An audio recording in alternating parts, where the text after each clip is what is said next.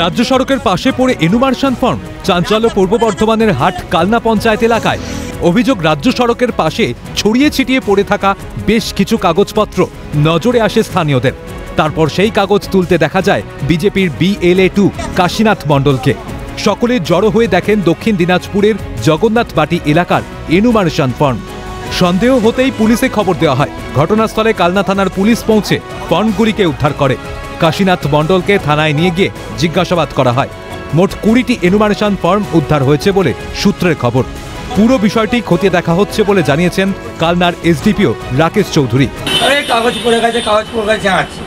এক ভদ্রলোক কাগজ পড়ে আছে, এক ভদ্রলোক তখন কাগজগুলো পুরো তারা তড়িঘড়ি করে কাগজ পুরোচ্ছে। এই দিনাজপুরে যে ইয়েলো আছে তাকে ফোন করা হয়েছিল, সে বললো, তাকে জিজ্ঞেস করলাম যে এরকম ব্যাপার, আপনার কাগজ এখানে? উনি ফোনটা কেটে দিয়ে বললো রং নাম্বার। আচ্ছা, কাগজটা কিসের ছিল দেখলেন? কাগজটা এই সাইড।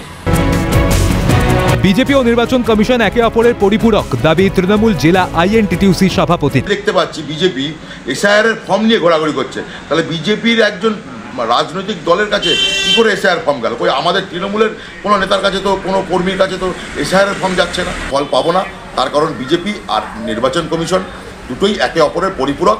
এই পরিপূরকভাবেই তারা নির্বাচনের বৈতরণী পার করতে চাইছে।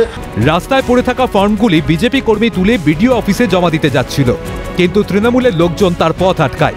সেই মতো বিষয়টি যাচাই না করেই বিজেপির BLA-2কে আটকের অভিযোগ পুলিশের বিরুদ্ধে। থানায় পৌঁছন কালনা 4 নম্বর মণ্ডলের বিজেপি সভাপতি। দাস পুলিশ এসে তাদের কথাতেই, কোনো ইনকোয়ারি না করে, কিছু না করে, তাদের কথাতেই তাকে আটক করে থানাতে নিয়ে আসে।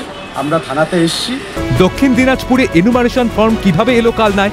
বিজেপির BLA-2 বা কি করছিলেন? ফর্মগুলি নিয়ে উঠছে প্রশ্ন। অরূপ সেনগুপ্তের রিপোর্ট, ক্যালকাটা নিউজ।